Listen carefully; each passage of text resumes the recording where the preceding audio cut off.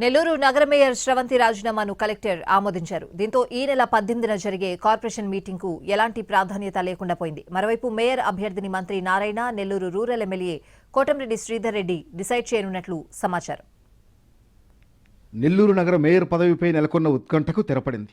Mayor స్రవంతి తన పదవికి చేసిన రాజీనామాను జిల్లా కలెక్టర్ ఆమోదించారు. స్రవంతి రాజీనామా లేఖను తొలుత జిల్లా కలెక్టర్ ఉన్నతాధికారులకు నివేదించారు. ఆ తర్వాత కలెక్టర్ ఆమోదం తెలుపుతూ నిర్ణయం తీసుకున్నారు. దీంతో ఈ నెల 18న జరగాల్సిన కార్పొరేషన్ మీటింగ్ సాధారణ సమావేశంగా మారింది. నూతన మేయర్ను ఎన్నుకునే వరకు ఇన్ఛార్జ్ మేయర్గా డిప్యూటీ మేయర్ ఉండనున్నారు. 54 స్థానాలు కలిగిన నెల్లూరు కార్పొరేషన్లో 41 మంది కార్పొరేటర్లు తెలుగుదేశం పార్టీకి మద్దతుగా ఉన్నారు. అవిశ్వాసం నెగ్గేందుకు అవసరమైన మెజార్టీ టీడీపీకి ఉండగా వైసీపీకి 11 మంది సభ్యులు ఉన్నట్లు ఆ పార్టీ చెబుతోంది. అధికార పార్టీకి మద్దతుగా ఉన్న కార్పొరేటర్లను కాపాడుకునేందుకు వారిని క్యాంపులకు పంపారు మంత్రి నారాయణ, ఎమ్మెల్యే కోటంరెడ్డి శ్రీధర్ రెడ్డి. శ్రీకాళహస్తితో పాటు తిరుమల, గోవా, పుదుచ్చేరి ప్రాంతాలకు క్యాంపులకు తీసుకువెళ్లారని సమాచారం. వైసీపీలో ఉన్న 11 మందిని కూడా లాగేస్తామని అధికార పార్టీ ప్రచారం చేస్తున్న వేళ నెల్లూరు నగర మేయర్ స్రవంతి ఒక్కసారిగా అందరికీ షాక్ ఇచ్చారు. పదవికి రాజీనామా చేస్తున్నట్లు ప్రకటించారు.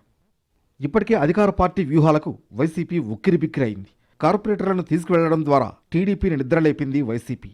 దాంతో టీడీపీ చర్యలు వైసీపీ నేతలకు నిద్ర లేకుండా చేశాయి.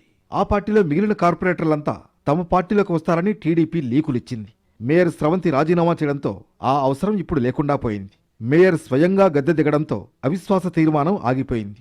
త్వరలోనే కొత్త మేయర్ని ఎన్నుకునే అవకాశం ఉంది. మేయర్ అభ్యర్థిని మంత్రి Narayana, Nellore rural MLA Kotamreddy Sridhar Reddy decide చేయనున్నారు.